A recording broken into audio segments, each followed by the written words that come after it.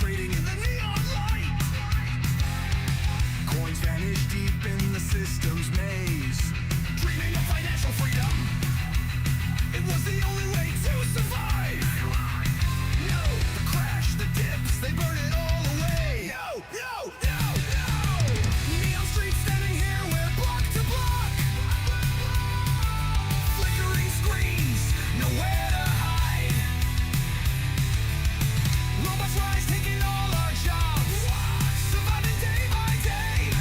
Will you ever break free from the chains that fiat made? Watch your keys tonight. Burning money, feel the burning money.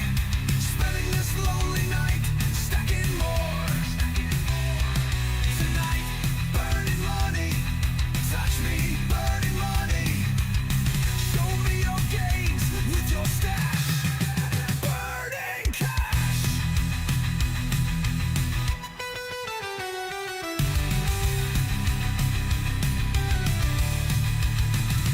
I could never trust the system, buried in debt and lies. You keep saying it's all going fine. No more banks, no more chains to bind. No more keeping us enslaved. Tell me how to break free from these chains.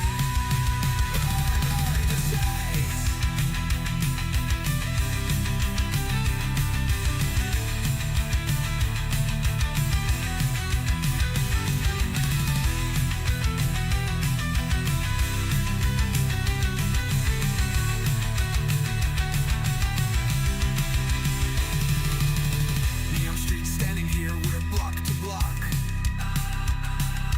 Flickering screens, nowhere to hide. Robots rise, taking all our jobs. Surviving day by day. How will you ever break free from the chains that fiat made? I want your keys tonight. Burning money, feel the burning money. Spending this lonely night, stacking more. Tonight, burning money, watch me burning money. Show me your gains with your stash. Burning cash.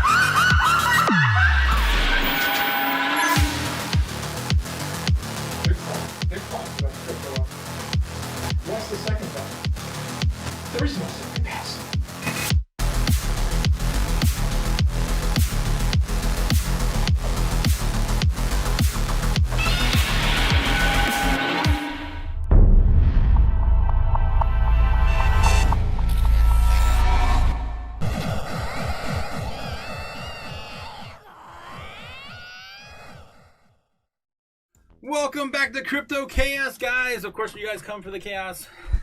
You stay for the news? No, you stay for the news, but you come for the chaos. Oh my god, I'm screwing that up. How's it going, guys? Welcome. We're back. Oh, it's gonna be a fun episode, guys. I got a lot of fun things on the lineup for you. Jake the Snake on here. Yes. Yo, no. Yo. Oh. What? Yo, block the block. Yes. Oh, geez. Of course, he's singing along with the new lyrics on the intro. How's it going, King of Ohio? How you doing, my man? Will we ever, of course, break the free from the chains that fiat made? 100%. That is truth, man. I hope we do. I hope we can. Gamma Goddess, of course, I know we can. If you guys, of course, getting in crypto, you know we're ready. We're ready to go. Yes, Gamma Goddess coming in, said good evening, Chaos. Yes, Chaos Crew is ready to go, guys. Tinfoil Hat Tuesday is in full effect tonight. Gonna have a lot of fun tonight, guys. Danny here, yes. Jake, Prince, guys, back and forth. You guys early in the chat. Thanks again, guys, for coming out tonight. A-Guy, Chaos. Oh, full effect tonight, guys. Full effect. I love making my Court, Ohio watch the show. The entire. You're like, Jesus, I'm not even going to go in there. North Korean leader, yes. I'm making everyone watch that in the state of Ohio. Tiny Mouse, yes, the gelato is hidden. Let's freaking go, chat. Tiny Mouse is here. Go gelato. What the hell? Hey, guys, listening to this while I work out. Ben Lawrence is back. How's it going, Ben? We missed you, my man. We missed you. How you doing? Hope you're doing great. Yes, Ben Schiller has returned from conquering Indiana. He took over Indiana, did he? Nice. Congrats on the win there. Yeah, crypto is exhausting. Laugh my freaking ass off, too, on that, Ryan Miller. I'm tired of holding alts for 4 years like a boss. Dude, you are a boss. You're holding your alts for 4 years, my man. Don't anyone ever tell you that you weren't. Bring on the doom. Yes, said Ryan Miller. Yeah, Ben, you need a gym. We gotta get to the pump the chat. All right, guys. All right. I'm starting to get earpod ear, kind of like swimmer's ear. What are you guys talking about? I have no idea. I can't keep up with you guys. Are insane. All right. What are you, stupid? I have to, of course, introduce, guys. I've got two special guests tonight. I've got Nebula Nerd. Let's go. My boy, Nebs. Nebula.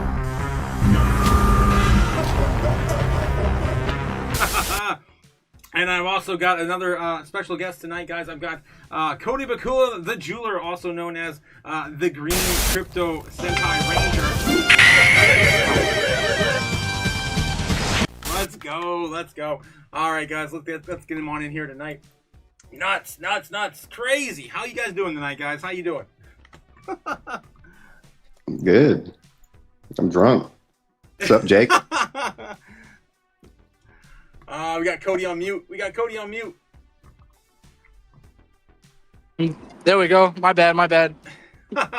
How's it going, man? It's good. It's really good. Well, ready for that 10. Ready for the tinfoil? Yes. Guys, welcome, of course, to Tinfoil Hat Tuesday. We're ready.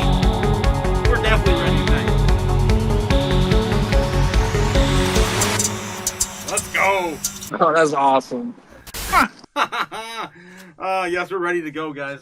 We're gonna, of course, talk about some crazy things happening in our space, conspiracies and otherwise happening right now.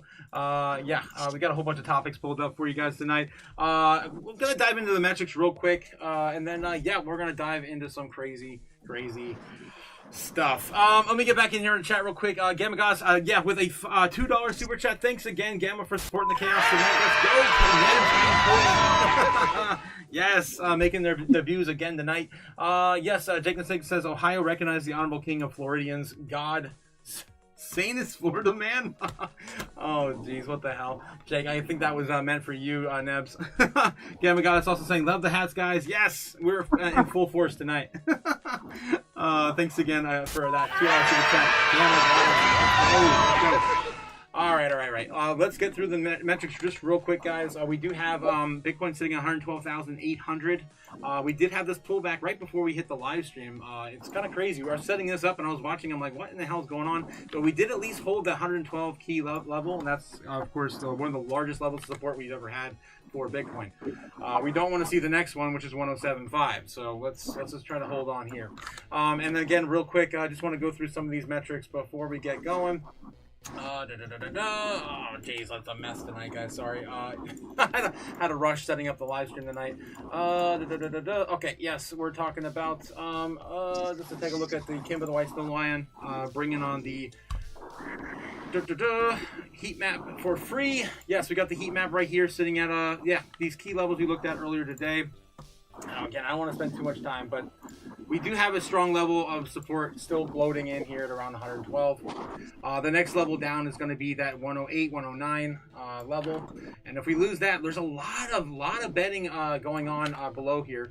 The biggest level after that is going to be that 105, 105, and then of course the last level is going to be even lower, right around 103. And so we have a lot of support, a lot more, of course, below us than we do above us. So again, it still looks pretty bullish, even going into the Fed meeting.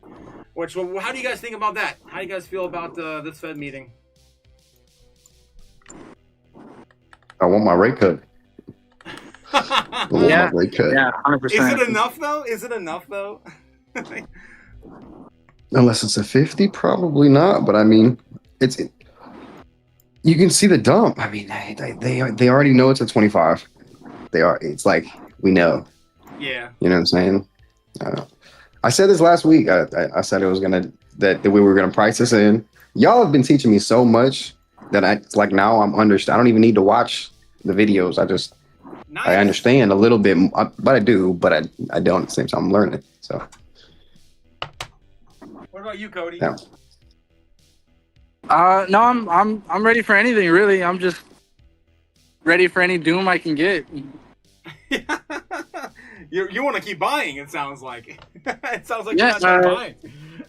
Nope, not at all. Anything that as long as things keep going down, I keep buying $50 here, $100 there, or Damn.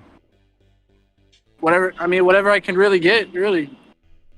I wish I could say the same, man. I haven't been in a buying spree since summer. I haven't had any money since summer to spend on more crypto projects. All right, let me go back real quick into let's take a look at the bubbles real quick, and then maybe overall sentiment of the market, and we should be good to go. Right now, crypto bubbles looking at today on the top 100 on the day. Everything pulling back pretty much equally now. On average, pullback of about 2%, 1.5. I'd say about 1.5 right now on the day. On the 200, we're looking at about 2.2%. Just all in all, just kind of a big pullback here. Again, the 24 hours before the, I don't know, less than that now, before the FOMC meeting. And this is typical, usually going into a FOMC. So I don't really see any red flags. We do have a lot of catalysts today, guys. I don't know if you guys heard about all the trade deals happening with Donald Trump and I guess all of Asia. He's doing the tour of Asia right now. He's already been to Malaysia. I think he already went to Japan yesterday, and I think he's going to Vietnam today, and then South Korea, or maybe South Korea tomorrow. I forget. Yeah, so he's making a lot of deals. And then I guess Xi Jinping, some news already came out on that. I don't know the details. I can probably pull it up real quick, but it seemed like it was really, really bullish today overall.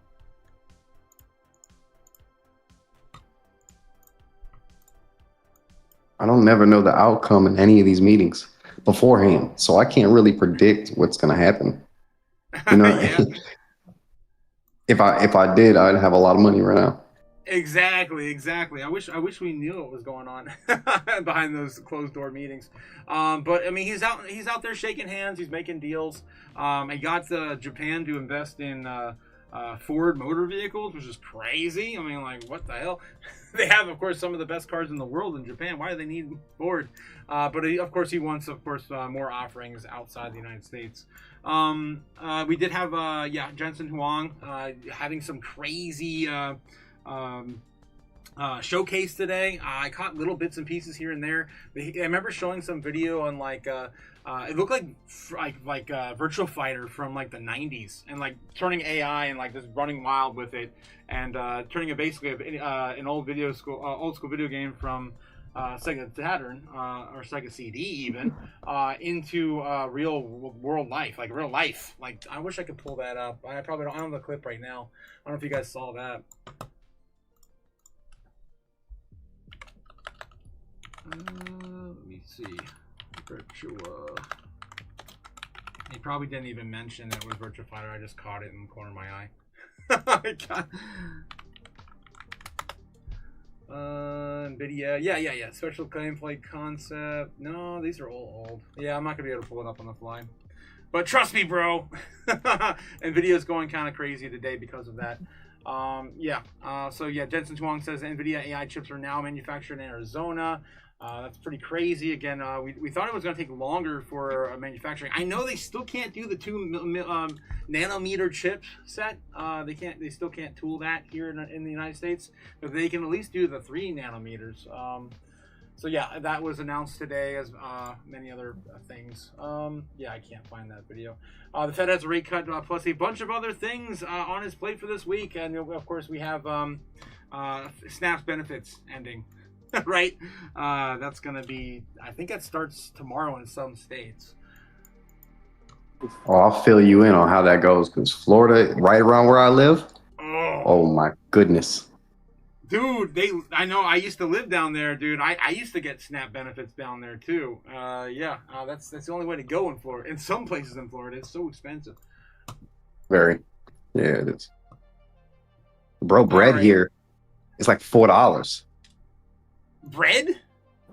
There's Nature Zone is $3 and something cents, and then the good bread's like $4, bro. I'm not joking. Oh shit! It's crazy. That's expensive. Yeah, that sounds crazy, man. Let's take a look at market cap real quick for crypto. All in all, we did fall down quite a bit today as well. We did have 3.92 was the highest we saw, I believe, on the day. 3.92, and then we of course tanked down to 3.79. We're still on a bull trend. We haven't lost it yet, but it looks like it could break down tomorrow, depending on what Powell says. It could happen before he even gets out there on the podium. Again, we're gonna be going live tomorrow afternoon doing that too, as always, covering Powell. Do you think he's going to be out there bullish or dovish? Knowing that, of course, this has basically been priced in on poly market for like the last 2 or 3 months.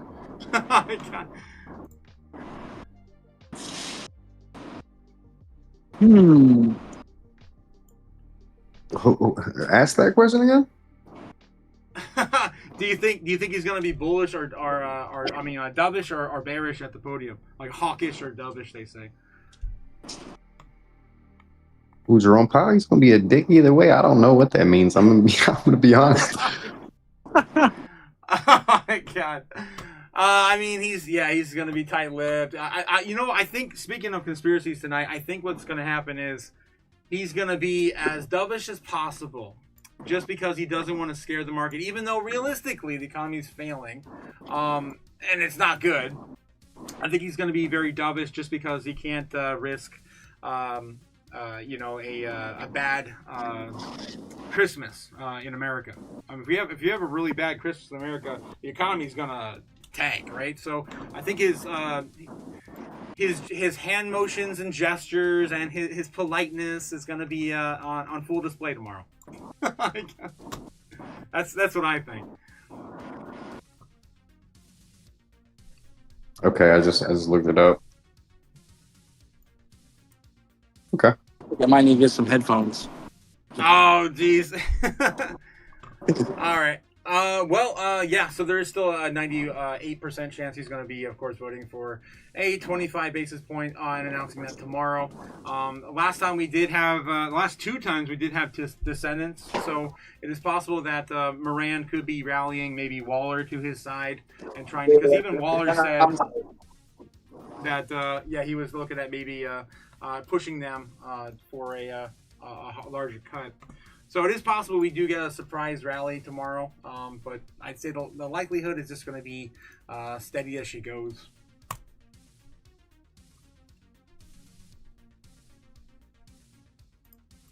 We'll find. Oh shit! We'll find out tomorrow. Yep. My bags will find out. All of our bags will find out. Shit, dude. I've been thinking about taking profits the last few weeks. Just like, damn, I should have probably paid off something before we move forward. I don't know. But I'm still all in. Screw it. I hate YOLO. to say this, but I said that back in July and August. I said Oh, that in a major way. I was going to sell it all. I was going to sell just so I could buy it lower. And I kept saying, no, I'm going to get my, keep filling and keep filling and keep filling. But something in me told me to just wait a minute. I don't know what it was. Probably should have listened. Yeah, probably. Probably. Yeah. All right. Let's also just mention real quickly the overall sentiment in the market, and then we'll dive into some tinfoil hat stuff tonight. Who wants to go to first tonight? Anyway, let's take a look at yes, we're going to take a look at the overall market, and they ended today in fear and greed. Today they ended in 39. So stock market pulled back a little bit today into fear, even after seeing the highest we've ever seen for like the likes of Nvidia, and the S&P 500, I believe, made an all-time high today as well. Then we have yes, the Dixie. The Dixie, where's the Dixie? Oh, the U.S. nostril debt. Can't forget that one too. Sitting at 38 trillion, 44 billion. Can't stop, won't stop printing that money. Yeah, crypto fear and greed index sitting at 51 in neutral. We're actually 1 point higher today than we were when we started it. I mean, we were sitting at 50 when we started today's morning open. So it's actually looking pretty good for crypto in the overall market. Getting closer to greed every single day, just a little closer to greed. And of course the Dixie today. I wonder how this is shaping up, because of course Trump is out there doing the rounds. He's making the rounds again. So I was expecting another push back up to closer to 99. Looks like we might have got it and it fell over. Let me get back to the shorter time frames on the day. I don't know, it's always messing with me on that. Yeah, it looks like we tested 98.7 and then we fell off a cliff. So this is cool. I do like that. That's fine. We can fall over all we want.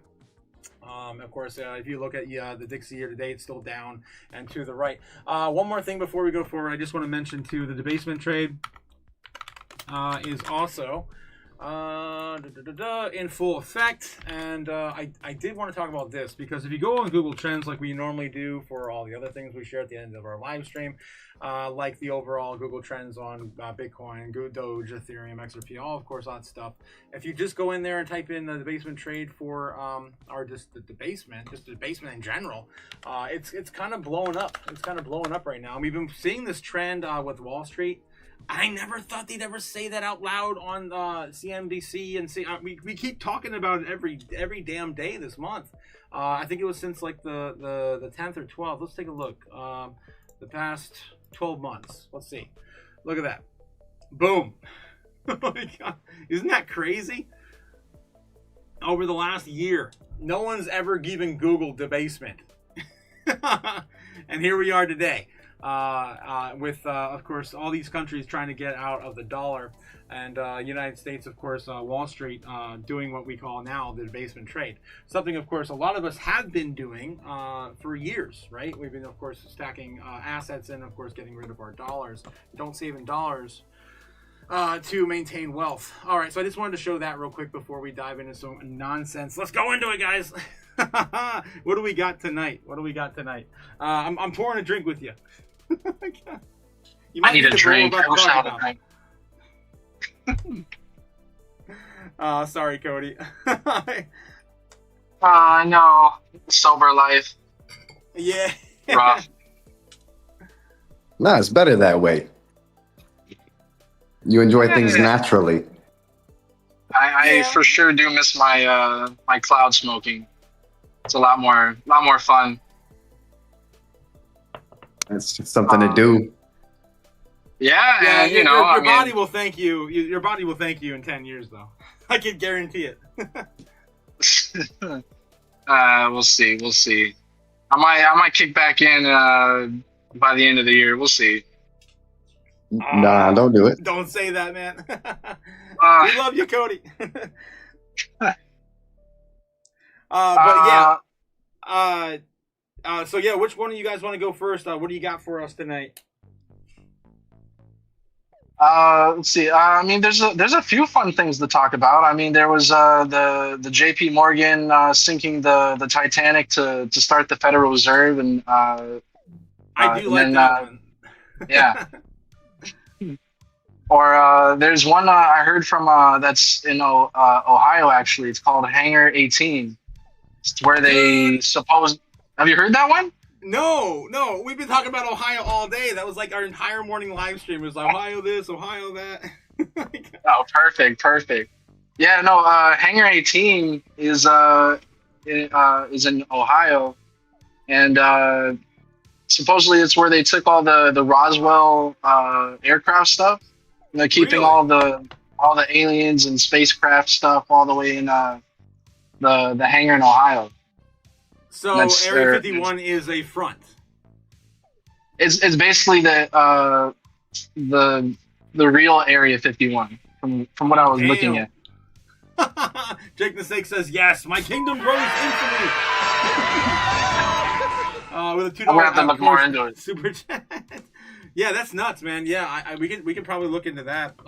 So what is this place called in Ohio? Hangar 18. Hangar 18. Yeah, I've never heard of it. That's nuts.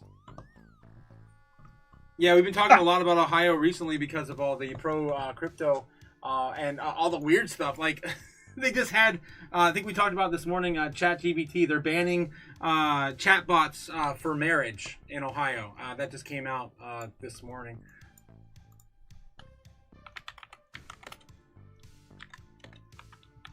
So now we have Hangar 18.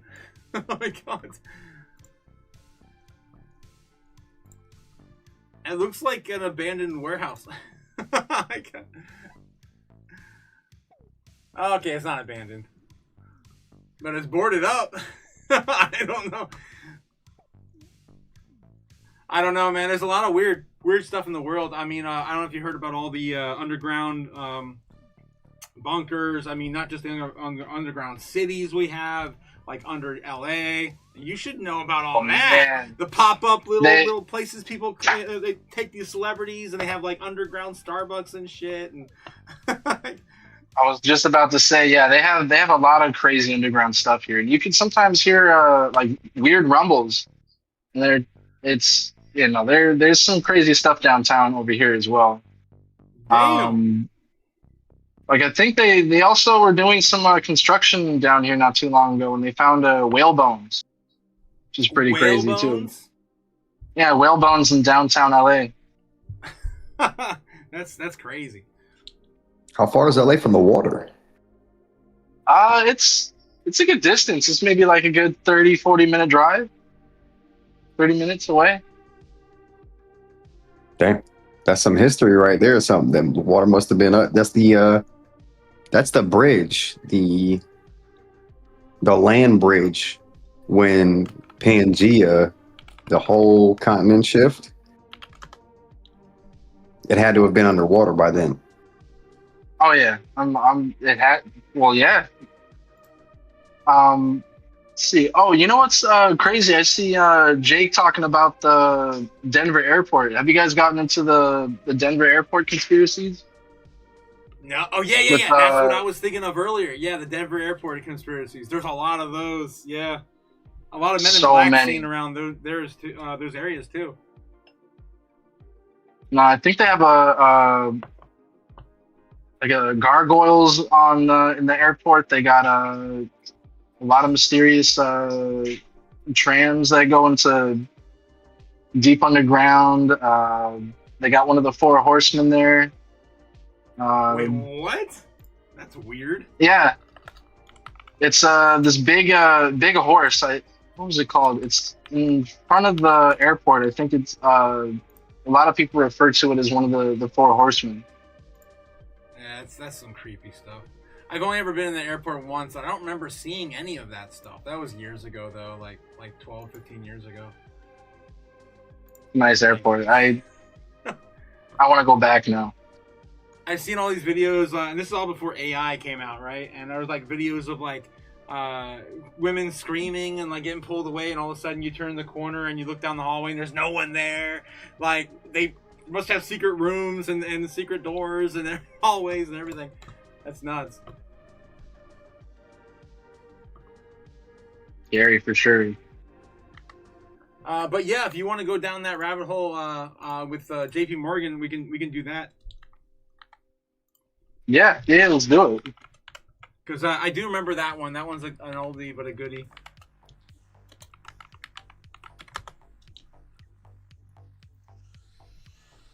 So the idea is that J.P. Morgan, Jamie Dimon's great grandfather, I guess, right, was supposed to board the Titanic, and he canceled last minute. And of course, he didn't die. And there's a lot of conspiracies based on the fact that there were a lot of other wealthy people that went down with the ship, and that's kind of like eliminating the competition. And possibly he had, I guess, in some conspiracy or conspired to take the Titanic down. Yeah, it took down 3 of his biggest competitors, I think. What was the debunkment? They said it was debunked, but how? Like, I mean, it's quite possible if he's the only living, and it's the Fed. I'm sure they'll cover it up. Yeah, that was what, back in the 20s or the 1910 or something like that. 1912, because they created the Federal Reserve in 1913, a year after the ship sank. So that's suspicious. And the only surviving members we have are like the Rockefellers or like the Rothschilds. I mean, I can't think of any other super rich family that survived the test of time. So what competition did he eliminate? What was the goal? Allegedly.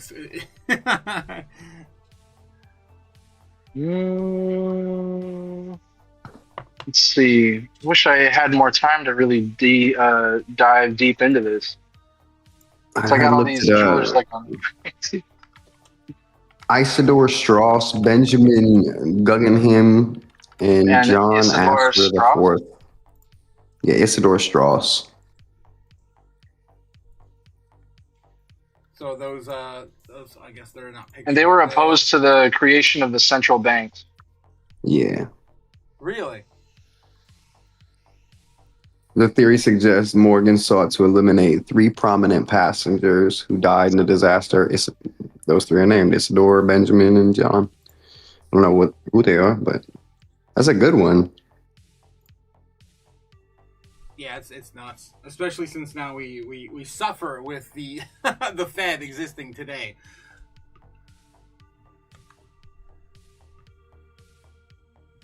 I wonder what kind of world we would have been living if that wouldn't have went down. If the Titanic didn't go down, I guess. Like if you can go back in time and do like a butterfly effect and just like, make that not happen. Yeah, I can't. Yeah, that small stop in time and see what it does in the future. Fire. Sorry for interrupting. That's not the only crazy thing about the Titanic. If I can remember, there was something about, oh man, it's on the tip of my brain. I guess in order not to pay what is it? They didn't want to pay. Oh man, on the tip of my brain. Almost like they intentionally sunk the ship so they wouldn't have to pay the cost of the ship, if I'm remembering. Because there was, oh man. I just asked the AI, would the central banks exist if the Titanic wouldn't have sank? And it says the idea that the creation of the United States Federal Reserve was contingent on sinking of the Titanic is a conspiracy theory without any factual basis. Of course it is. The Federal Reserve Act was passed in Congress in 1913, a year after the Titanic sank, as Cody mentioned. And its establishment was a result of decades of debate and political maneuvering over the needs of the central bank system in the United States. The notion that the deaths of the prominent businessmen like John Jacob Jingleheimer Smith. No, John Jacob Astor the Fourth, Benjamin Guggenheim, And Isidore Strauss, which I think, Nebs mentioned, on the Titanic, removed the opposition of the Federal Reserve is unfounded. Historical records show that the Strauss actually supported the creation of the Federal Reserve Bank. Really? So I guess it's a little debunking there, I guess. Okay, yeah, this is where I'm finding this here. It's just asking, Brave, I guess. Brave's AI. Everyone's got AI, right? Jeez. What are you, stupid? Yes. Yes, there's no evidence that Astor or Gummelheim opposed the central banks. Furthermore, the Federal Reserve Act passed easily in Congress, indicating that the opposition was not significant enough to prevent an enactment. So it is possible that maybe two of the richest families opposed it, and the one is just kind of an outlier, didn't care or whatever. But what if it was like, what if Astor and Gong, because back in the day they said they didn't oppose it and that it passed easily, but what if they had big influence and the things that they were going to say could possibly manipulate the future vote in a negative for the central bank, and he wanted that just because he wanted to silence them? Not even that it was just their vote. Just to pull the votes, I guess so. Tiny Mouse says insurance scam. I don't know where that lies into it. Oh no. But it says the timeline and historical context makes it clear that the Federal Reserve would have been created regardless of the Titanic's fate, according to Brave's AI, which is probably the only AI I would probably trust on Brave browser.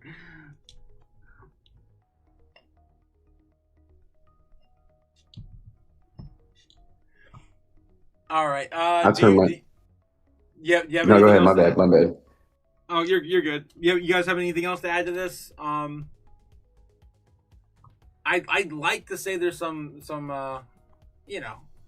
some possibility. But what would be the ultimate, like what would be the motive? How would they have sank it? Like obviously we know the history books say it was an iceberg. We hit the iceberg. So it would have just been like a plant having like a someone steer it into an object to I don't know. I'm not sure. What secret services even were around back in 1910? Because we didn't start creating those services until like after World War II, right? I'm sure KGB was there before, so there was some type of. I think KGB's been. I mean, it's. I don't know. Maybe. So I'm sure America was before that. Ryson. How long has Ryson been? I almost dropped my phone. Damn. So yeah, it says here the crap out of me. What was that, Cody? No, my mentor, who's the master jeweler I work with. I'm out here in the balcony on the downtown jewelry district, and my mentor right here, he scared me so bad I almost dropped my phone down the skyscraper. Oh damn! Got me good. Got me good. Oh my god, dude! Yeah, you don't want to drop your phone down the. Because you're sitting at the fire escape, aren't you? Yeah, that's where I'm at right now. There's it's. Damn, that's a long way down. Yeah, you definitely don't want to drop that. I was just gonna mention. We almost lost. Yeah, we lost Nebs there for a minute. He's back. I don't know why it's so scuffed right now. I was straight. Damn. I just lost the page. I just searched. There it is. So I was just looking up some of the oldest Secret Service, I guess, organizations. And it says here that the oldest created Secret Service is the U.S. Secret Service, which apparently was established in 1865 to combat counterfeiting. I don't know if that organization has any like ties to the original Secret Service. Or the one we know today, I mean, like the President's Secret Service.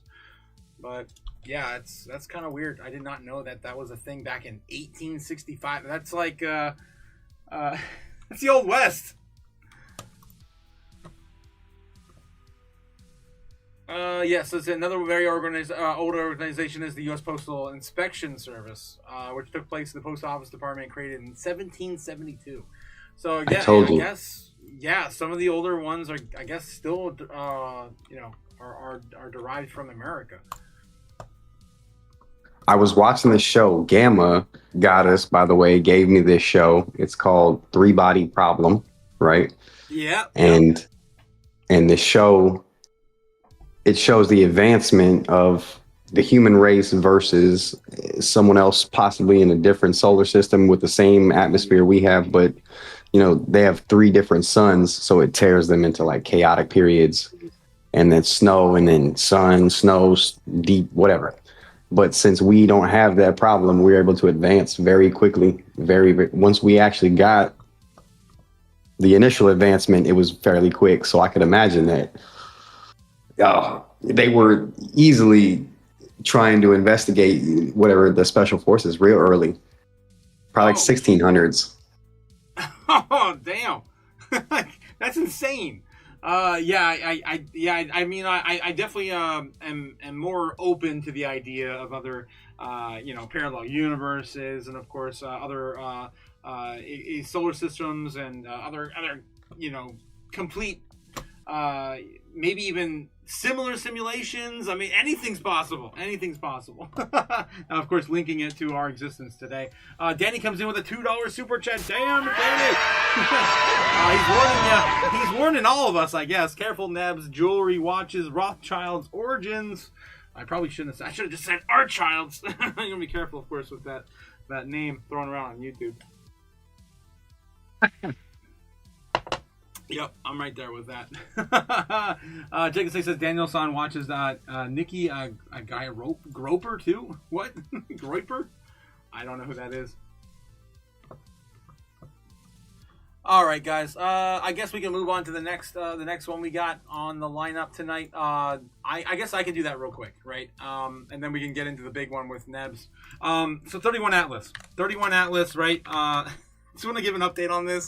I didn't get too much time to look into it, but it does seem like it is getting closer and closer and closer. Last time I heard, we were days away from it, I guess, appearing from the other side of the moon or the sun. I think it's behind the sun. And we're waiting for it to kind of appear above, in front of the sun.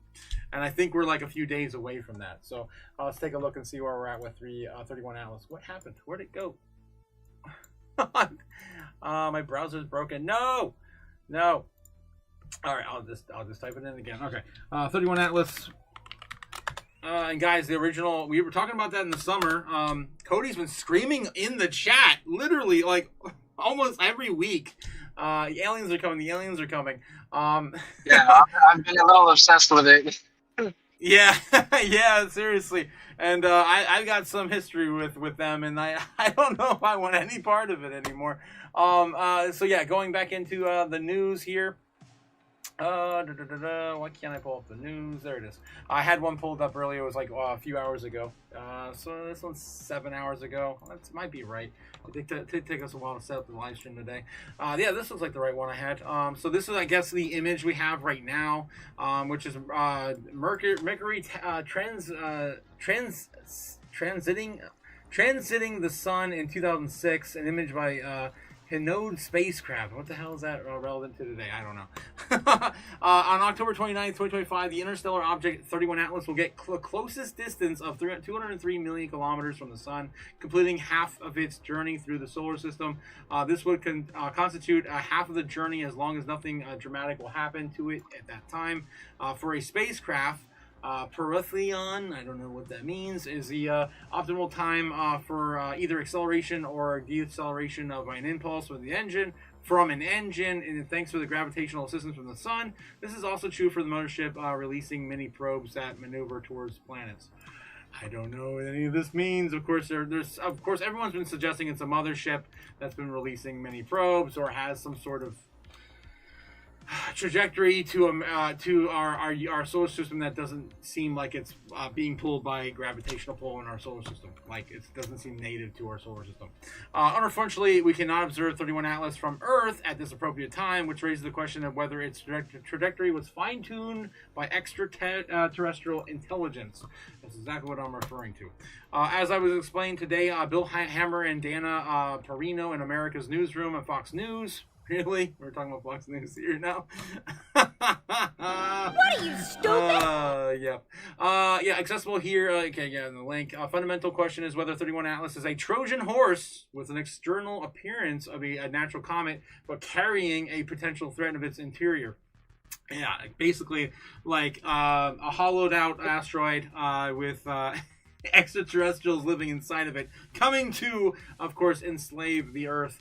That's what they're, possibly coming in to play here. The city of Troy would have been better served with, if its guardians had not been fooled by the exterior appearance of the Trojan horse. For that reason, I co-authored with the Omar Al-Dadi. I don't know who these people are. A white paper accessible here, okay, which encouraged policymakers to take seriously the potential threat from a black swan event involving an unusually massive object moving along the ecliptical plane of the 31 Atlas. Okay, so that's where we currently are with 31 Atlas. On November 3rd, 2025, they will come within a distance of 97 million kilometers from Venus. I think during that same week, it'll be observable. And that's what we're waiting for. So that's only a few days away, guys. It's like 4 or 5 days. 5 or 6 days away? Yeah, about 5 or 6 days away. Because there's 31 days this month. And it says here, along its path on December 19th, 2025, 6 days before Christmas, 31 Atlas will get to its closest distance of 267 million kilometers from Earth. Assuming it is a purely gravitational trajectory, will Atlas 31 send mini probes towards Earth as a Christmas gift to humanity? I had asked them, the research team of the Galileo project, to check in if there's any unusual activity, anomaly. It's a damn anomaly. Objects of Earth atmosphere based on data collected by the 3 Galileo observatories in the coming months. And what? Yeah. So yeah, it's getting closer and closer and closer every single day. For us to actually observe it and see it in front of the sun, it's gonna be November 3rd. So.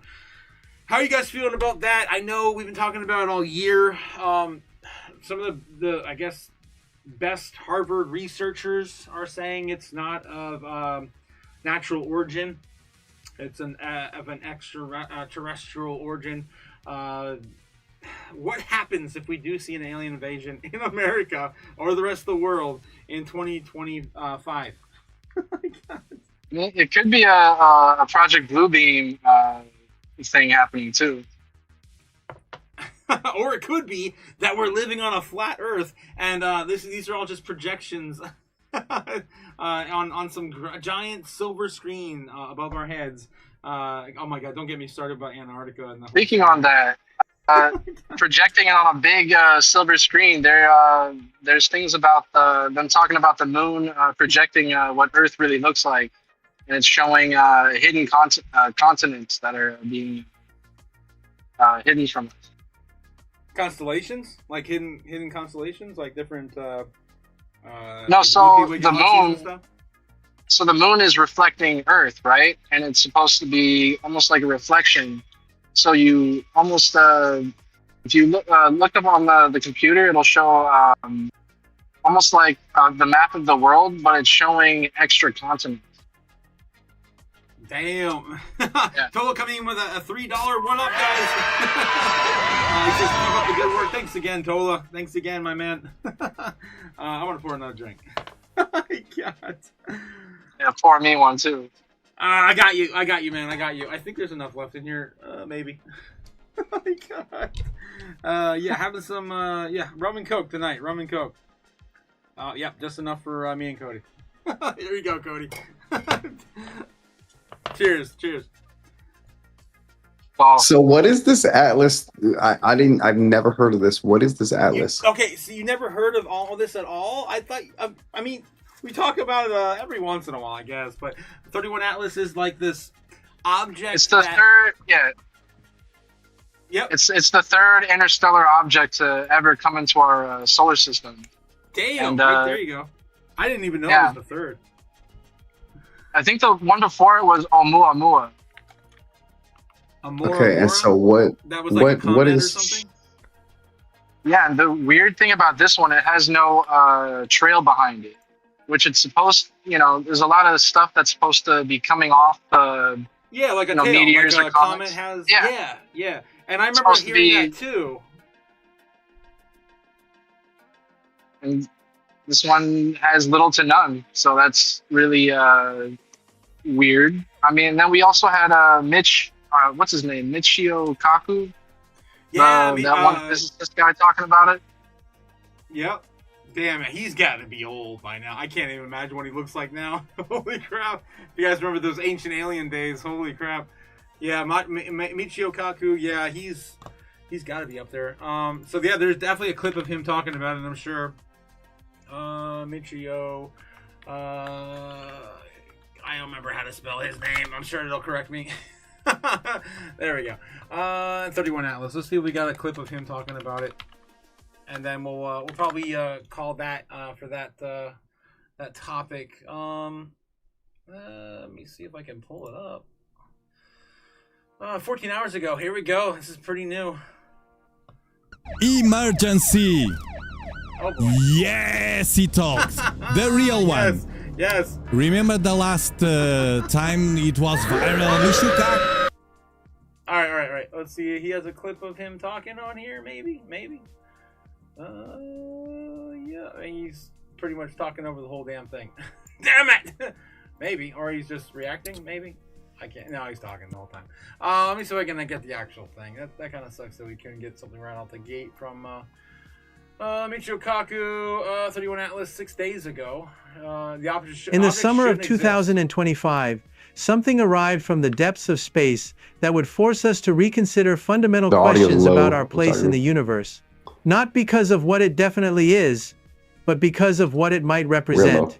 Its name is 3i Atlas, and whether you approach it through the lens of science, philosophy, or faith, this ancient traveler carries with it a profound invitation to humble ourselves before the vastness of creation and ask, what does the universe want us to understand? The great physicist Albert Einstein once said that he wanted to know God's thoughts. Everything else, he believed, was mere details. When he spoke of God, Einstein didn't mean a bearded figure in the clouds, but something far more profound: the elegant mathematical principles that govern reality itself. The cosmic order, the laws written into the fabric of existence that allow galaxies to spiral, atoms to bond, and consciousness to emerge from matter. Oh my god, this is a 30-minute video, guys. Let me see if I can find something particular in here. From 3i Atlas suggests its surface resembles trans-Neptunian objects, ancient pristine ices from the frigid outer reaches of a star system. This tells us something about where and when it formed. But it also reminds us that appearance can be deceiving. What we see depends entirely on our perspective. In spiritual traditions, there's often discussion of right-seeing, perceiving reality as it truly is, rather than as our expectations, fears, or desires project. Oh no! This is probably going to be too long, guys. Let me see if I can get a synopsis at the end. Maybe he gets a closing statement. Atlas, whether it's a natural comet or something more, embodies this mystery. It's a 7 billion-year-old question mark streaking through our solar system. And perhaps the wisest response isn't to force it into premature categories, but to watch, measure, and wonder. There's a reason why all great spiritual traditions include periods of silence, contemplation, and waiting, why monastic life involves patience and stillness, why meditation requires sitting with thoughts and feelings without immediately acting on them. The universe operates on its own timeline. Truth reveals itself gradually through layers of observation and reflection, and rushing to conclusions, whether in science or spirituality, usually leads us astray. 3i Atlas teaches us to wait, to watch, to wonder, without demanding immediate resolution, to trust that understanding will come in its proper time, and that the waiting itself has value. In December 2025, 3i Atlas will reappear from behind. The Sunday telescopes worldwide will track its trajectory. Spectrometers will analyze its composition.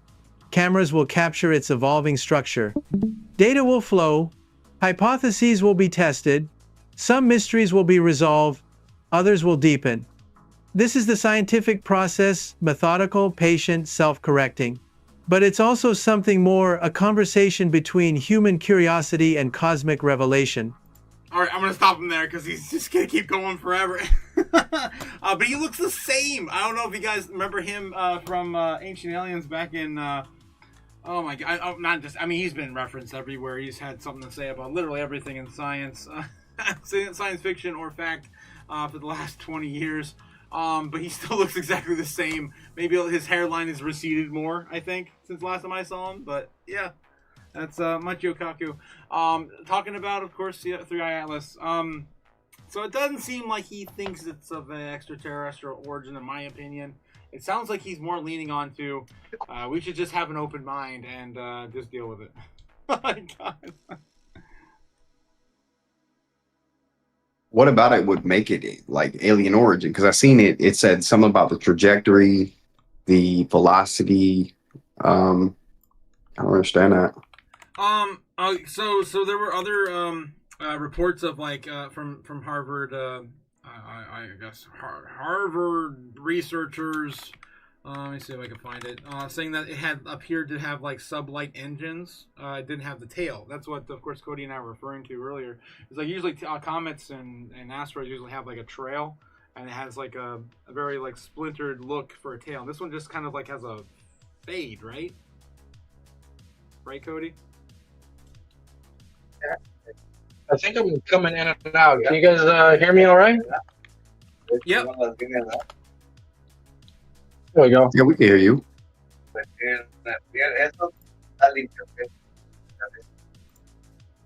had to So plug my phone. the tail, Cody, was like it was faded out, or what was it? Yeah, so yeah, exactly. So that's which was really weird because Now you're fading out. projecting through space as Damn! Yeah, we're losing you. It sounds like Ramona. Oh yeah, when Ramona goes in the basement. When she comes to visit me, she sounds like that. Yeah. You stupid. Yep. Yeah, you're chopping, Cody. I think we might have lost you. Let me see if I can pull up. no. You just sped back up. Oh, and we lost him again. Damn it. I'm just gonna see if I can find a picture of like a comment. crazy. Yeah, you see how the comment has like a trail, a very distinctive trail. I guess this researcher discovered this. I don't know how they do it through like heat maps in the void. It's behind our sun. How do they see it though? That's what I want to know. Like, how do they even know it's even there? It's probably a heat telescope or a regular telescope. I mean, they could see Cody it. just came back in too. Oh, we lost you. There you go. Did it work? I think so. You gotta try and move around a bit. No, it's good. 'Cause You're good. I want to give you a fair shake on this because this has been your baby for like months. Yeah, no, I've been a little obsessive over it. I remember the first time you said the aliens are coming, you freaked me the F out. Yeah, it's my biggest fear is all that alien stuff. Anyways, I feel like I had a little bit of an experience as a kid myself. Oh yeah. Which to this day I'm still a little freaked out by it. It's burned into my brain. I know the feeling, man. You gotta tell us your story one of these days. I'll for sure tell you mine. Mine's a little weird. Probably not as bad as yours. One of these days, maybe. I don't know. It's some weird shit. But yeah, I mean, they're already here. They're already among us. I mean, they're in alternate dimension from what I've experienced. I personally think that they're not even from this Earth. They're in a different realm of existence within these different dimensions, and we cannot even visibly see them or, discern our surroundings with them in it. Like they're just kind of popping in and out. So that's been my experience anyway. So I'm not really freaking out too much of this 31 Atlas thing until it gets maybe closer. We can visually see something. But I'm still a big subscriber to the old texts of like the Sumerian texts. I don't know if you're familiar with those. Sumerian texts pertain to like Nibiru and the reptilians, Anunnaki, and they enslaved the human race, and they started, of course, having everyone kind of accumulate gold so they can return to their planet, and Nibiru only enters our solar system, which is kind of weird. Maybe 3i Atlas is actually Nibiru. I don't know. But anyway, yeah, I'm not sure if you're familiar with that entire story, but it's some of the oldest written texts we have, the Sumerian text, and it's listed in there. I mean, we have some cave paintings that look just like 3i Atlas too, as well. I'll post some pictures of it in the Discord.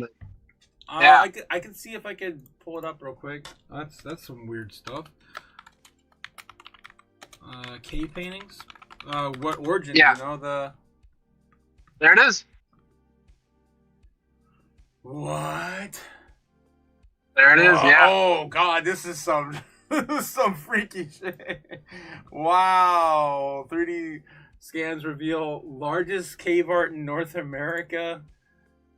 I don't want to know what that is.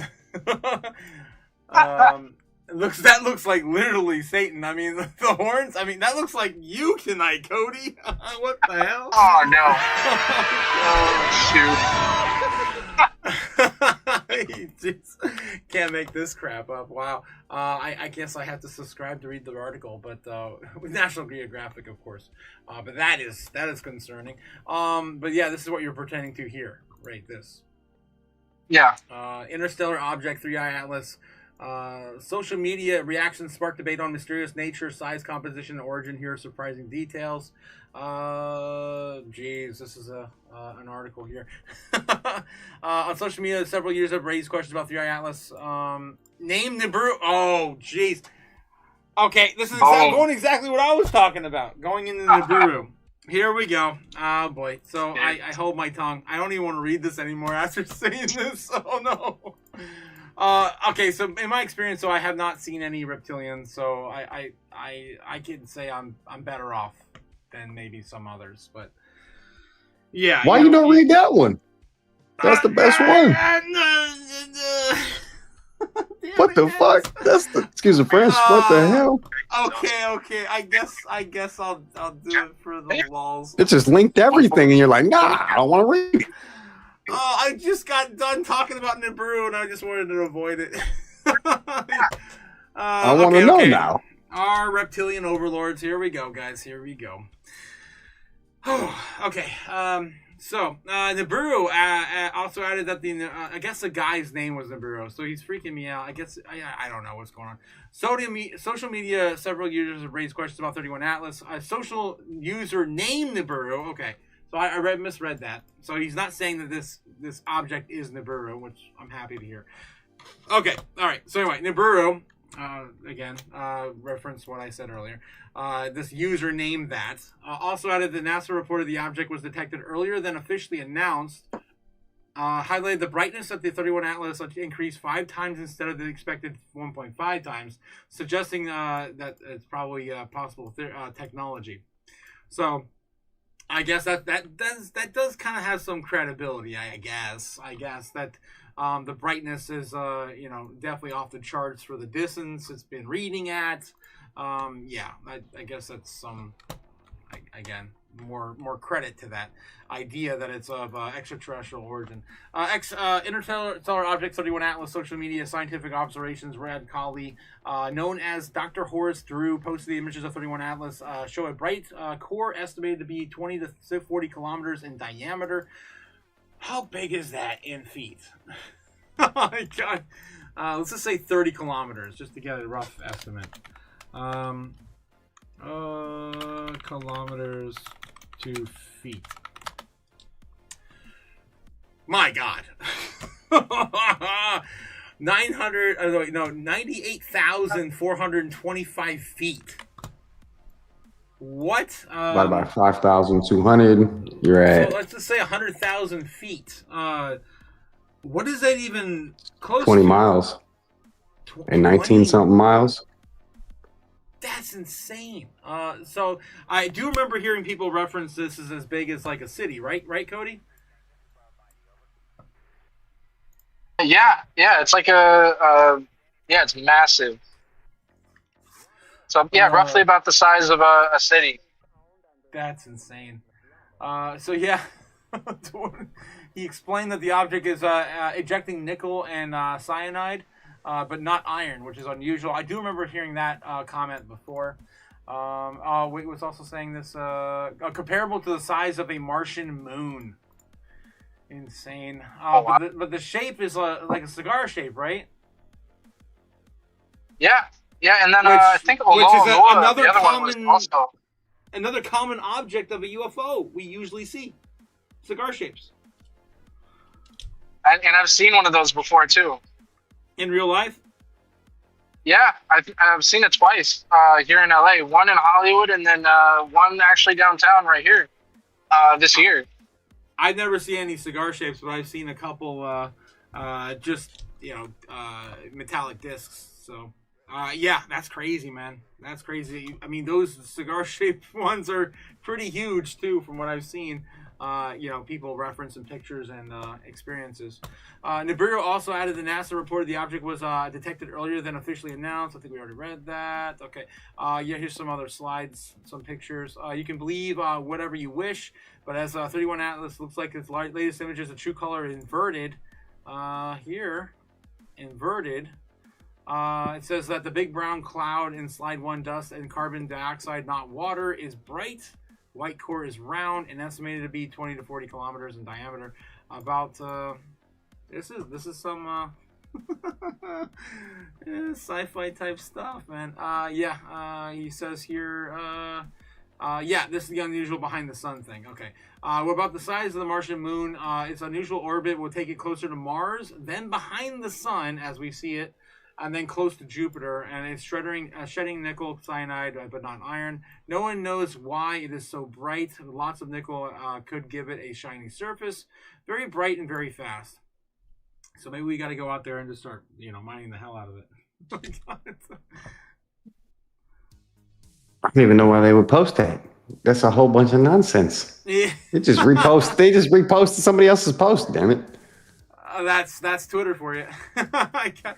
Oh, geez. So, yeah, that small, very bright, round region diameter, this person's saying that when we compare it to the known size of CO2 in coma, it would be hard to think that the core might only be 5 kilometers wide unless some kind of bright artificial light extends for another 5 kilometers all around. I doubt that very much. It seems to be more likely that it has a 20 kilometer shiny surface. So it might just be a 18 miles wide chunk of nickel, right?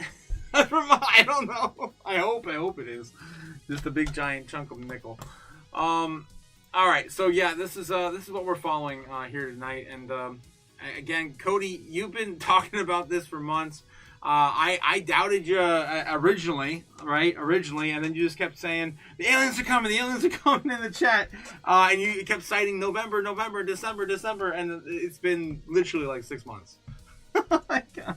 Yeah,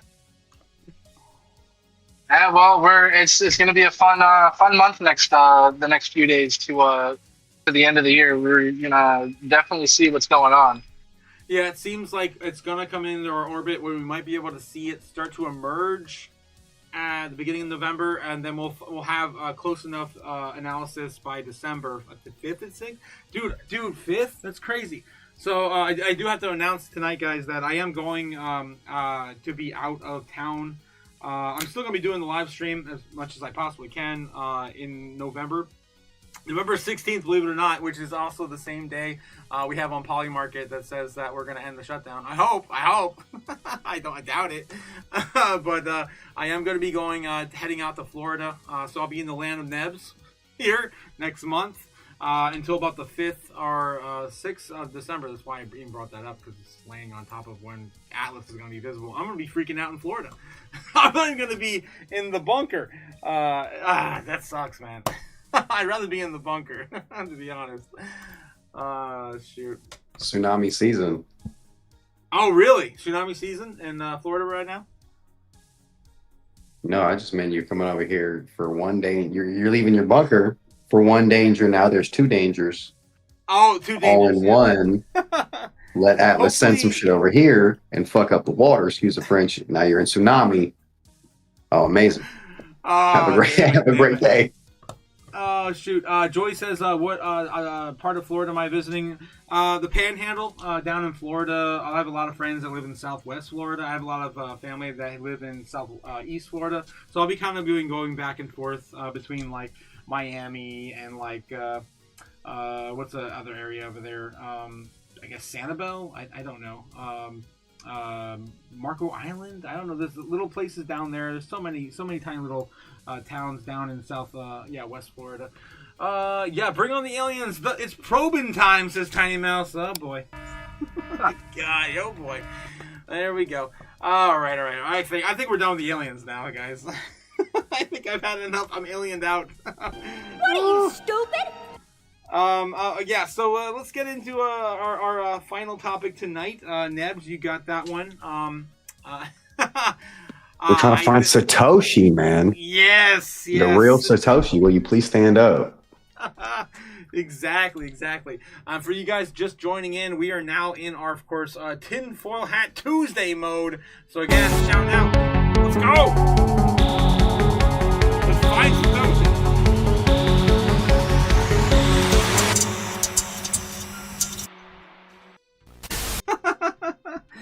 I had to do that again. So that's definitely going to be a common topic on this channel. All right, so yeah, oldie but a goodie topic, and I do like where we're headed with this one tonight. Let it rip, Nebs. What do you got? What do you got for us? Just trying to find the first step. You know, nobody's ever found out who. Nobody's got a solid tie to find who Satoshi is. So I obviously think if I'm one person, I'm going to go back to where it all began before Bitcoin even started. Where did he get his idea from? So we got Nick Szabado. He created BitGold in 1998. It was the first digital kind of currency backed by gold, had actual backing. It was the first thing that people kind of looked into, and Satoshi based his work off that.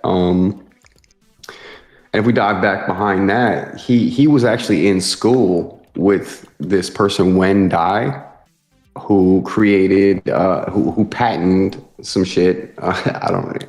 B-Money. B-Money was a decentralized currency and smart contracts. He was active in the crypto. Yeah, he was in a lot of Reddits and cryptography groups. So you could have read about it. I mean, I'm just trying to go back and see who had actual ties with Satoshi besides an email, who you could find a photograph of, a server key of, maybe you could I know that people could possibly go back and retrace these things, and they're just not doing it, you know, just to hide the facts. Maybe they already found him, maybe they didn't, maybe he's part of the government, maybe he's an actual person. I don't know, but my biggest thing that I came across was that Wen Dai and Nick Szabado, they both went to college at the same university, and they both had Wen Dai was mentioned in Satoshi's white paper. They emailed constantly, so there's links there. There's links to where you can find Satoshi between. Go ahead, my bad. No, you're good. You're good. I'm interrupting you. But yeah, I was gonna ask just real quickly. Is BitGold older than eCash? I believe so. I believe so. The concept of e-gold. Let me see eCash.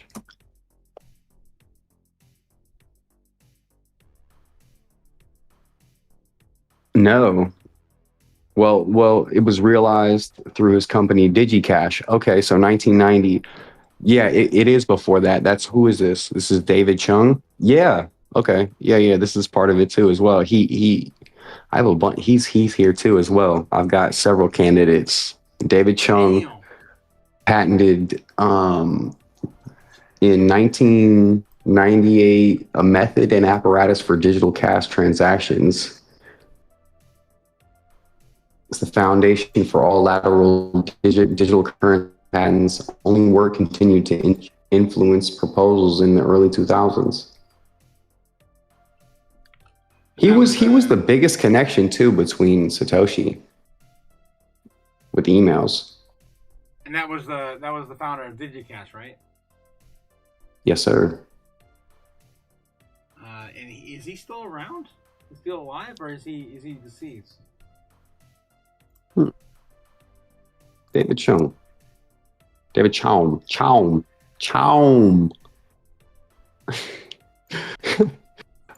1955. Yeah, he's still alive. Damn. Yeah. I've definitely gone down this rabbit hole a long time ago, and I always come to the same conclusion. But I love, of course, to rehash the whole thing up again and again and again. So I guess where does that take you with Satoshi though? Because wasn't the last person to have contact with Satoshi like Hal Finney? Because I've always believed that it was Hal Finney. I'd love to believe Hal Finney. Yes, sir. I mean, wasn't he the first one to receive a transaction from Satoshi?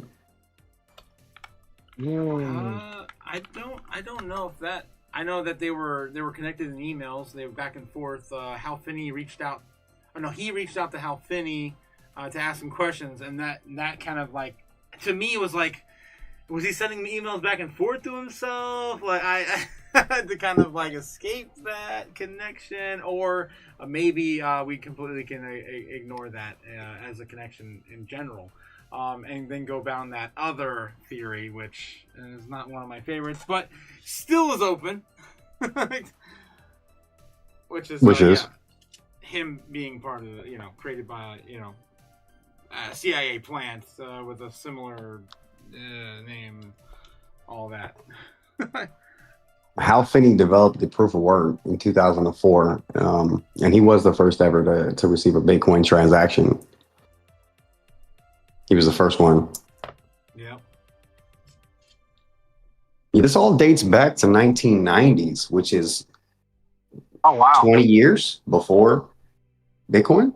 I mean, somebody has to have some sort of connection, whether it be photograph, college, acquaintance, somebody that worked on the project. You have to have some sort of connection, and it's going to be in the paperwork.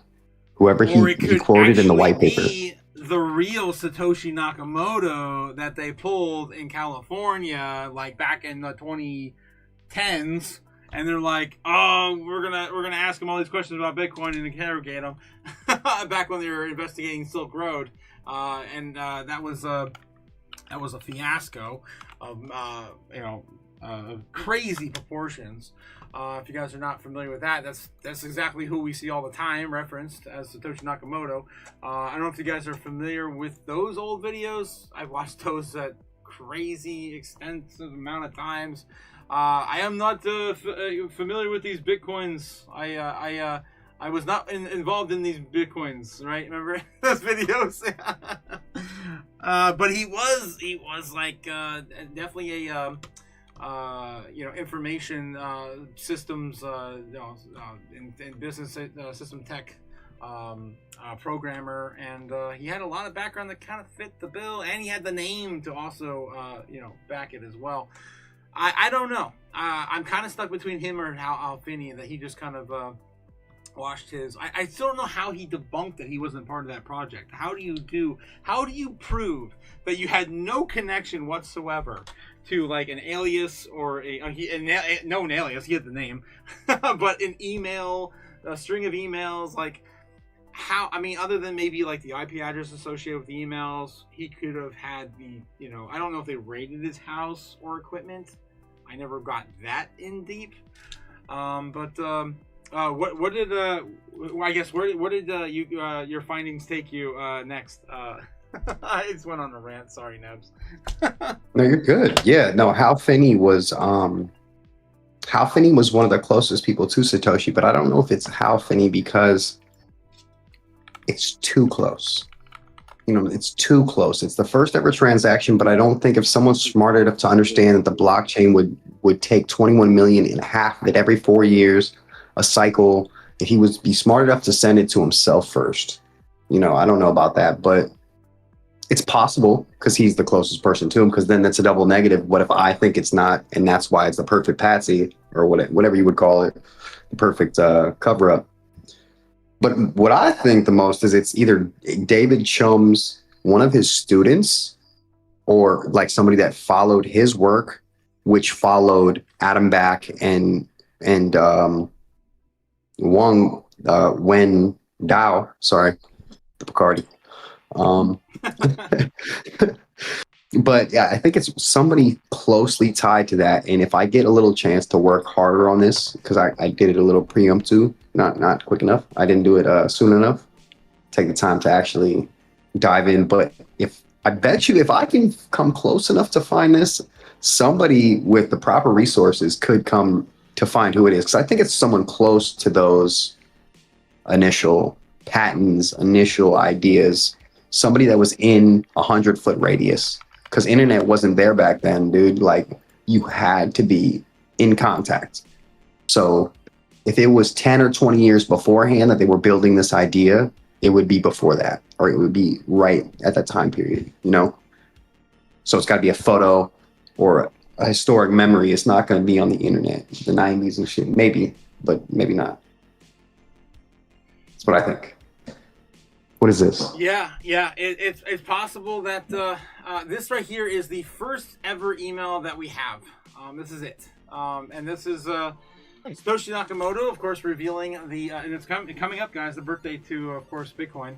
It's going to be happening in 2 days, 3 days. Sorry, 3 days. We're on the 28th right now, so it's going to be the 31st. Yes, Halloween. Happy Halloween, guys. Yes, he's been saying this was his first email that we have recorded. I've been working on the new electronic cash system that's fully peer-to-peer with no trusted third party. The paper is available here at bitcoin.org, bitcoin.pdf. The main properties are double spending. His properties, I don't want to read this whole damn thing, but I guess we could. This is not the whole damn white paper. Okay, good. Just making sure it's not outlined the whole thing. Double spending is prevented with the peer-to-peer network and no mint. Other trusted parties participate in participants can be anonymous, which I don't know. That could be up to debate. New coins are made from a Hashcash style proof of work. The proof of work for new coin generation also empowers the network to prevent double spending. A Bitcoin peer-to-peer electronic cash system. Abstract, a purely peer-to-peer version of electronic cash would allow online participants or payments. Sorry, I'm seeing things in the double vision here. To be sent directly from the party to another without burdens of ongoing going through a financial institution. Digital signatures provide part of the solution, but the main benefits are lost in the trusted party is still to acquire to prevent double spending. We purpose a solution to the double spending problem using. I just jumped over. Oh God. Using a peer-to-peer network. The network timestamps transactions by hashing them into an ongoing chain of hash-based proof of work, forming a record that cannot be changed without redoing the proof of work. The longest chain not only serves as proof of work in the sequence of events witnessed, but proof of work that it came from the largest pool of CPU power. As long as the honest nodes control the most CPU power on the network, they can generate the longest chain and outpace the attackers. The network itself requires a minimal structure, The messages are broadcasted on the best effort basis, and nodes can leave and rejoin the network at will, accepting the longest proof of work chain as proof of what happened while they were gone. Full paper at, of course, bitcoin.org, bitcoin.pdf. Satoshi Nakamoto signed the cryptography mailing list, unsubscribe, yada yada yada. Unsubscribe cryptography to majordomo at metsdowd.com. Now, is that site even available anymore? Yeah, this was just kind of sent out, I guess, to those interested at the time. I don't know if this was part of like an early GitHub kind of a group, inside group. This was the cryptography mailing list that you're reading off of right now. Yeah. The original. And this site is dead. Everything's been erased. I've been running into that problem a lot. When I was trying to research when Dow's original website erased, Adam Back's original website erased. And then, we just have repost after repost for a while, it looks like, right? Until November, December 2008. Yeah, December 2008. Bitcoin list was then put out. Welcome to the Bitcoin mailing list. That was just a simple email there. And then Bitcoin version 0.1 released on January 8th, 2009. And some say that, Bitcoin's birthday is not on the 31st because the white paper doesn't constitute the birth of Bitcoin, which whatever. I say that was the birth of Bitcoin. Here's 0.1 was released, announcing the first release of Bitcoin, a new electronic system that uses peer-to-peer network to prevent the double spending.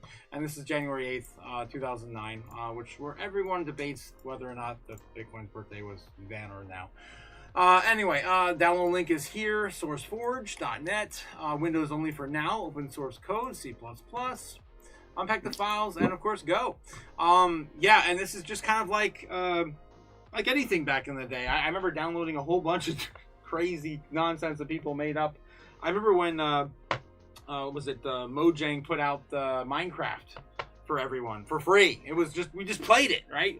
I thought it was crazy. People were paying for it back in 2000, I don't know, 10s, 12s, or whatever. We just downloaded crap we thought was cool back in the day. In the earlier days, it was on like not Napster, Grokster, Torrent, all that stuff, and you just never knew what you'd find. This is just one of those things that was thrown out there, and it got some steam. We just keep going down through the list here, and I'm trying to find some direct. Here's does Bitcoin crash in Windows? It's going back between Liberty Standard. I'm not sure who that is or what organization that is. Have you heard any of that? Gotta be with Windows. What's that? It's gotta be with Windows. Liberty Standard? Like yeah. I don't think so. I think that's like maybe some sort of user on some forum or maybe like a I don't know, some sort of group or organization, but it's kind of weird. Liberty Standard, like the standard for Liberty. Do Windows users experience occasional Bitcoin crashes? This has been 2009, this October, so towards the end of 2009. So just kind of addressing some concerns there with Bitcoin. Again, this is pretty early days, so no one was really getting too serious about it here. Bitcoin list. So I'm still not even seeing like the Hal Finney emails. I'm curious where those started. When did Hal Finney start emailing Satoshi? Or I guess back and forth. It was actually the other way around. Whatever. Hal Finney and Satoshi started emailing around January 10th, 2009. So yeah, they should have been on these emails lists. Let me get back there. Look at when Dai's first email with I didn't even look that up. I wish I did. When Dai's first email. How do you DAI. spell his last name? DAI. Okay.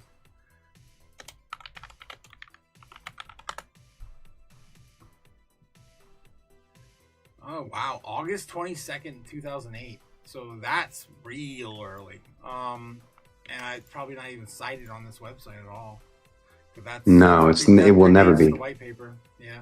I'm trying to see before Bitcoin even started the patents that they created. Yeah, when I was a part of it. It's all futile. It's all futile at the Satoshi Nakamoto Institute. The answer is definitely not here. Insane.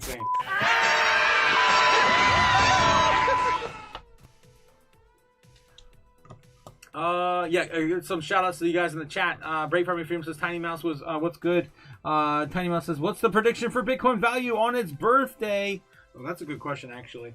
On its birthday would be Friday. I want to say so bad with confidence, 120 something, but I don't know. I'm hoping for 122. Let's just say 122, maybe 125 at the very most, but that'd probably be very optimistic. Too optimistic, I would say. It really depends on Pal. I mean, Pal literally holds all the cards right now in the deck. It's a very unfair game right now, and Bitcoin right now is sitting at currently 112,100. We did not even wick again. We're now just free falling as we speak. So look what we did, guys. Look what we did. We crashed Bitcoin talking about the Satoshi Nakamoto tonight. Damn it. What are you, stupid? Yep. Oh, jeez. So yeah, how you guys hanging in there? How's Cody doing? I'm doing good. I'm just making sure that I'm not getting yelled at by the bosses over here. Oh no. They're okay. They're checking up on me occasionally. But I'm gonna be here late tonight. Oh jeez. That might be a good point to stop. Nebs, anything else you got for us on Satoshi? No, but I was glued into listening to all about that. Yeah, it was pretty insane. I was wrapped up in it as we just kept going deeper and deeper. But yeah, unfortunately, again, all the public listings of these emails are just not enough. There's just not enough evidence there to point any direction. And the ones we do have that we hear people talk about in confidence, right? We don't have those actual emails. It's all hearsay. I basically point, from what I've seen anyway, I basically point to just these interactions with the great one, the creator, and it doesn't really go any more other than that. I mean, Hal Finney's emails back and forth. What's his name? The creator of Twitter, I forget it, Jack Dorsey. Jack Dorsey, of course, has been cited also being positive, potentially Satoshi Nakamoto, which I just don't see. Everyone from Elon Musk, Peter Thiel, everyone, of course, getting some sort of potential credit. If you guys were to pick one person, I already told you my pick, it would be Hal Finney, but if you guys were to pick one person, who would you say is on your lineup list? I know we didn't get too far into CIA today. Maybe another day we can do that, because I do remember doing that deep dive years ago, and it was a good time. So maybe we'll do that next Tinfoil Hat meeting.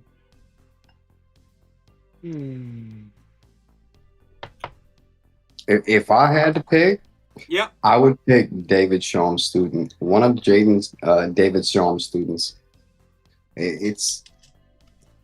He was teaching it at the time. He just patented something, I believe. He just released his DigiCash. I believe it's one of the students. They just tried to complement his work, and it became better. Okay, so you're saying that David Chung, one of his, I guess, disciples, one of his proteges or whatever, could have been the one to do it, and just created something better from his own idea of DigiCash. Yeah, I mean that's a good example. I think that's possible. What do you think, Cody? Oh man, my brain. I mean, I feel like the harder you look into it, it's gonna. I feel like the more man, that's a really good question. I feel like you guys are probably a lot closer than what I would even begin to think. All right, well I then, think if you what about CIA? What percentage would you apply to Could be. CIA being possibly involved? What percentage? probably a really good chunk. Like 70? Like 65% maybe. About 65. It's about, I would say it's a 50-50. So if you're saying 65, that's around the right. You know what I'm saying? It's possible. 100%. It's possible. I mean, you know, there's always a lot of, you know, they got their foot in a lot of touchy subjects, like, you know. So I would yeah, they got the fingers and everything. Yeah. But I think you got. I mean, from the way I was glued in listening to you and Nebs talk about it, I feel like you guys are probably pretty close. I feel like the more you look, the more simplistic you kind of get into the very beginning of talking about it, I feel like you guys are probably closer than, you know, closer than cold or hotter than cold. If that makes sense. I would agree in the fact that most people don't look at the broader aspect. And if you actually have somebody that, you know, are we looking for Satoshi? Those people, you're looking at them like they're actually looking for Satoshi, but are they telling you what they're actually finding? Are they telling you what you want to see? What's happening there? It's not that hard to go back and find that. Now, if you know those people are out there. They're real people. So you're going to be able to find the people that know those people. It's not that hard. And somewhere out there, there is a connection. And I'm sure if I looked hard enough, I could find it. So I don't know why somebody else couldn't. I'm rooting for you, bro. Nebs. I'm rooting for you. Well, the whole time you guys were talking, that's what I was thinking. I could find it. Damn. I mean, I would hope that I would love to see it. But my whole pick of Hal Finney is just, I mean, everything I heard about him, everything I've seen about Hal Finney has, of course, been very humble in his origins. So I'd love, of course, and again, I can't meet him. So again, they always say never meet your your heroes. And since he's gone, also, you know, Bitcoin kind of lives on without him. So I would love for that to be reality. Hal Finney? Yeah. No, he passed like I don't know, like 5-6 years ago. Or no, Yeah, he did. I'm a liar. Something like that. I forget I'm a liar. year, but yeah, that's my only takeaway on it. I don't think I'm probably anywhere near right on it. I just like to, of course, believe that. So the truth is somewhere in the middle, guys. Somewhere in the middle. CIA, David Chung, or his predecessor, or his protege, or maybe Hal Finney himself, guys. Well, I guess we'll never know, unless Nebs can dig it up. Nebs will dig it up. So yeah, I think that might conclude Tinfoil Hat Tuesday. I think we did a really good first show. What do you guys say? Down for another one next week? I'm down. I had that was a lot of fun. Yeah. I'm definitely gonna be way more prepared next time than today. Yeah. Same. I'm gonna have like a whole helmet and everything, and like maybe like a lightning bolt from the sky will come down and strike it every once in a while. Awesome. No. Seriously though, yeah, I think we did great. I definitely can't wait to see what else we can pull up. I wanna go down a deep rabbit hole with Binance, and I'm just still trying to build that case. I don't know where I'm gonna go with that, but yeah, I think Binance has a lot of sins to atone for sure. Let's do it. We'll find out the ins and outs of whatever they are hiding. Absolutely. I'm in that. I'm all for it. There's so much like the World Liberty financial thing, and like the whole thing with the Trump family, and then the pardon with CZ. It's all kind of new and fresh, but then all these assets we talk about all the time that's either listed on Binance, they want to pull from Binance, they want to heavily manipulate these assets, and there's gotta be something more we can dig up that points us in that direction. All right, guys. Well, thanks again for coming out. I'm going to probably end with that. I think we did great. Yes. Tinfoil Hat Tuesdays in the books for the first live, guys. Thanks again for coming out. And you guys in the audience, I'm sorry I wasn't able to spend too much time in there. We had a lot of fun going back and forth. Joy says, I found Otaku on Rob's Patreon. That's, of course, I got some shout-outs right here. I see real quick in the chat. Thanks again, Joy. Yes, enjoying some buzz, too, it looks like. Brave, yes, Braveheart McFreedom. I found Cliff in 2021. Really? I don't know, man. It sounds kind of like, what's his name that said that? Scottie Pippen. I found Satoshi in 2021, right? Or no, he said in the 90s. Yeah, he meant Satoshi in the 90s. I'm sorry. And of course, Michael Saylor's reaction to that is legendary. Yes, the Tiny Mouse says just random stuff, guys. I'm picking up in the chat before we head out. Just reading an article about the cold wallet robbed $3 million. Husband and wife's retirement. Yikes, yikes. I think you're talking about the XRP hack, right? I think that's what he's talking about. And let me see. What else we got here from Mr. Wolf? The tinfoil hat is real, no cap tonight. Let's go, guys. Let's go. And with that, I bid you guys adieu. Have a good night, guys. We'll see you tomorrow. Covering, of course, FOMC meeting with Jerome Powell. Have a good one. Later. Y'all be. Fly me to the moon. Let me trade a montage. Let me see what freedom's like without money and gold bars. In other words, hold my king. Oh! In other words, let's make history. Oh! Till my love is more comes and let me bottle forever more and more and more and more and more. I long for all of which I'm gonna go. In other words, I choose you. In other words, I love you.